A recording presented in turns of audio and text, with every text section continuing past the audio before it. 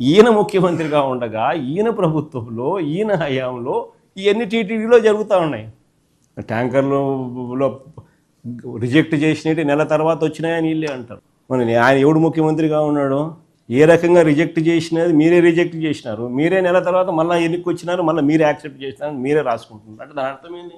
అంటే ఏ రకంగా ఒక అబద్ధాన్ని నిజం చెప్పడం కోసం అని చెప్పి వీళ్ళు పడతా ఉన్న అగసాట్లు నిజంగా చూస్తూ ఉంటే ఆశ్చర్యం కలిగిస్తాయి.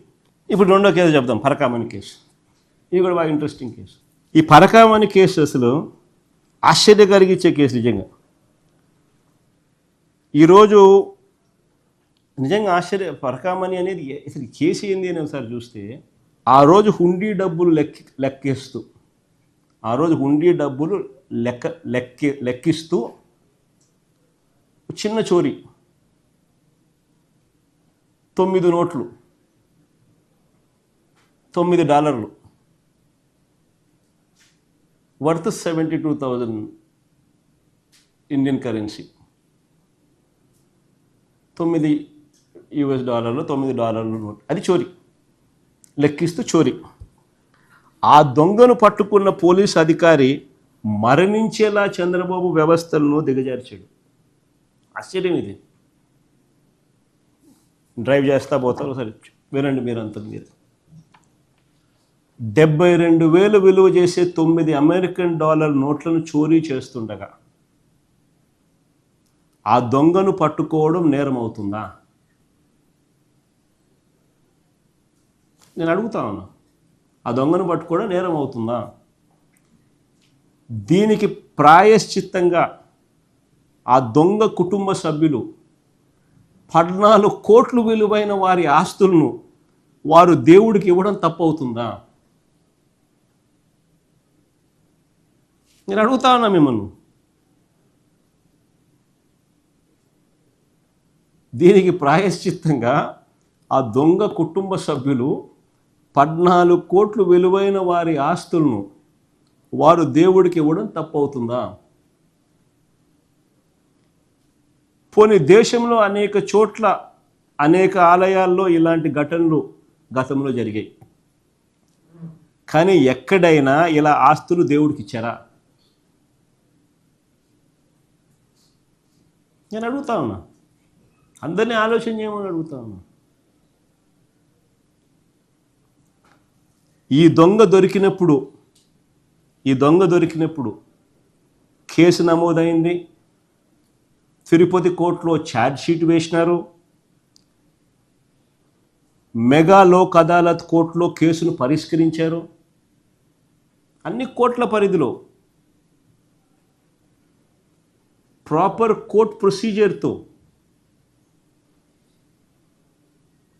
అంటే జరగాల్సిన జ్యుడిషియల్ ప్రాసెస్ అంతా జరిగింది. కేసు నమోదు చేసినారు, తిరుపతి కోర్టులో ఛార్జ్ షీట్ వేసినారు, మెగా లోక్ అదాలత్ కోర్టులో కేసును పరిష్కరించినారు. జరగాల్సిన జ్యుడిషియల్ ప్రాసెస్ అంతా జరిగింది. ఇందులో ఏదైనా సాంకేతిక పరమైన ఏదైనా అంశాలు ఏమైనా ఉంటే దర్యాప్తు చేసుకోవచ్చు, తప్పులేదు. కానీ రాజకీయం కోసం, రాజకీయాలు మనసులో పెట్టుకొని ఈ ఘటన జరిగినప్పుడు అక్కడ చైర్మన్గా వైవి సుబ్బారెడ్డి ఉన్నాడనో, అక్కడ చైర్మన్గా భూమన కరుణాకర్ రెడ్డి ఉన్నాడనో, వాళ్ళ మీద బురద జల్లాలని తప్పుడు స్టేట్మెంట్ల కోసం, తప్పుడు స్టేట్మెంట్లు ఇచ్చే విధంగా ఇవ్వాలి అని అక్కడ పనిచేస్తా ఉన్న బీసీ పోలీస్ అధికారిని వేధించి, వెంటాడి, బెదిరించి, చివరకు ఆయన చనిపోయేలా చేసి, దాన్ని కూడా వక్రీకరిస్తూ ఆ మరణానికి ఎవరో కారణం అంటూ ఎల్లో మీడియా చేత ఫేక్ కథనాలు రాయించడం ఎంత మటుకు ధర్మం అని అడుగుతా ఉన్నా. ఇది ఎంత మటుకు సమంజసం అని అడుగుతా ఉన్నా. నేను అడుగుతా ఉన్నాను మిమ్మల్ని అందరినీ కూడా, మీ ద్వారా రాష్ట్ర ప్రజలందరూ కూడా చూడమని అడుగుతా ఉన్నాను. దొరికిన దొంగ జిఆర్ స్వామి మఠంలో క్లర్కుగా 30 ఏళ్ళ నుంచి పనిచేస్తూ ఉన్నాడు. ఆ దొరికిన దొంగ 30 ఏళ్ళ నుంచి జిఆర్ స్వామి మఠంలో క్లర్క్గా పనిచేస్తూ ఉన్నాడు.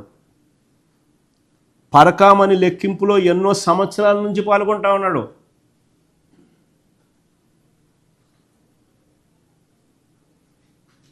ఏదో కొత్తగా ఇప్పుడు వీళ్ళ మా ప్రభుత్వం వచ్చింది కాదు అది. 30 ఏళ్ళగా ఆయన జేర్స్వామి మఠంలో క్లర్క్గా పనిచేస్తూ ఉన్నాడు. 30 ఏళ్ళగా పరకామణి లెక్కింపులో ఎన్నో సంవత్సరాల నుంచి పాల్గొంటా ఉన్నాడు. మరి చంద్రబాబు ప్రభుత్వంలో గతంలో ఎందుకు పట్టుకోలేకపోయినారు అంటున్నాను. Very simple question. దొంగను మేము పట్టుకున్నాం, మీరు ఎందుకు పట్టుకోలేకపోయినారు? చంద్రబాబు నాయుడు అడుగుతాను సూటిగా. చంద్రబాబు నాయుడు ఇంకొక క్వశ్చన్ కూడా అడుగుతాను. మేము వచ్చాక మేము ఎందుకు పట్టుకోగలిగినాం తెలుసా? ఎలా పట్టుకోగలిగినాం తెలుసా? మేము వచ్చాక తిరుమల హుండీ డబ్బును లెక్కించే పద్ధతిని లెక్కించే ప్రక్రియను ఇంకా పారదర్శకంగా చేయగలిగాం. ఏకంగా దేవుడి సొమ్ముని దొంగల పాలు కాకూడదని 23 కోట్లు ఖర్చు పెట్టి కొత్త బిల్డింగ్ కట్టినాం. 23 కోట్లు ఖర్చు పెట్టి పరకామని కొత్త బిల్డింగ్ కట్టాం. అత్యాధునిక కెమెరాలతో నిఘా వ్యవస్థ ఏర్పాటు చేసినాం. దాన్ని సీఎం హోదాలో నేను స్టార్ట్ చేశాను, ప్రారంభించాను. ఫిబ్రవరి 5, 2023 నుంచి ఆ బిల్డింగ్ పూర్తి స్థాయి ఆపరేషన్స్ స్టార్ట్ అయినాయి. పాత భవనంలో అరకొర సీసీ కెమెరాలు ఉండేవి. రికార్డింగ్ క్వాలిటీ కూడా తక్కువే, బ్లైండ్ స్పాట్స్ ఎక్కువ.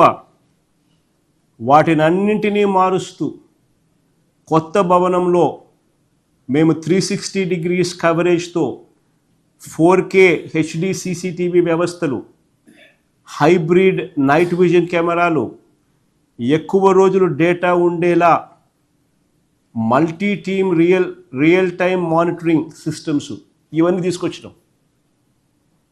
ఇవన్నీ చేసిన తర్వాత April 4, 2023 ఫిబ్రవరి 5, 2023 నుంచి బిల్డింగ్లో పూర్తి స్థాయి ఆపరేషన్ స్టార్ట్ చేసినాం. April 4, 2023లో దొంగతనం చేస్తూ ఈ వ్యక్తి పట్టుబడ్డాడు. చెప్పండి, ఎవడు మంచోళ్ళు? ఇంత గొప్ప వ్యవస్థను సృష్టించినందుకు మాపై నిందలా?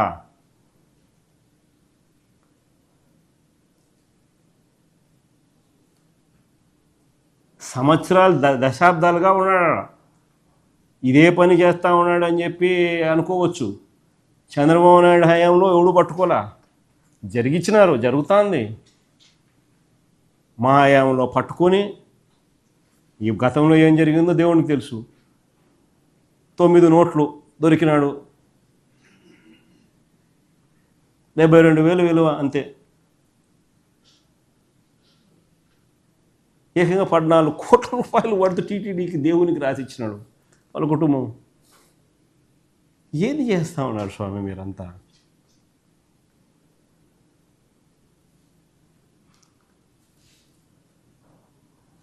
ఇంకా చెప్తా. పైగా నాకు ఆశ్చర్యం కలుగుతుంది నిజంగా ఈ మాటలు వింటే. పైగా నేను ఇది ప్లే చేస్తా. వర్ల రామయ్య అనే TDP Telugu Desam party polit bureau member. Varla Ramaiah అనే మనిషి Telugu Desam party polit bureau member. ఆయన వాళ్ళ పార్టీ స్పోక్స్ పర్సన్, వాళ్ళ పార్టీ పాలిట్ బ్యూరో మెంబర్. ఆయన చేత చంద్రబాబు నాయుడు గారు మాట్లాడిస్తున్న మాటలు చూస్తే ఎంత ఆశ్చర్యంగా ఉన్నాయో తెలుసా? ఒక్కసారి వినండి ఆయన మాట్లాడే మాటలు.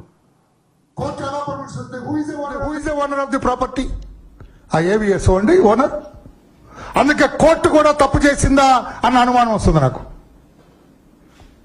దీని మీద కూడా నేను ఆంధ్రప్రదేశ్ హైకోర్టు చీఫ్ జస్టిస్ గారిని సవినయంగా రిక్వెస్ట్ చేస్తూ ఉన్నా, మీ తరఫు నుంచి కూడా దర్యాప్తు చేయించాలి. How this case, such a serious case was taken with Lok Adalat, దర్యాప్తు చేయించాలని చెప్పి కూడా హైకోర్టు చీఫ్ జస్టిస్ గారిని నేను కోరుతున్నాను. Already there is a rumour floating at Tirupati.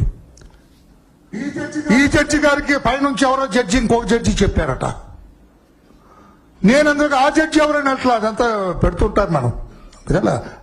Everybody human, మనందరం మనుషులే. జడ్జి అయినా, ఆఫీసర్ అయినా, గవర్నర్ అయినా, రాష్ట్రపతి అయినా, ప్రైమ్ మినిస్టర్ అందరం మనుషులమే కదా. ఈ జడ్జి గారికి పైన జడ్జి ఎవరో చెప్పారట, పైనుంచి.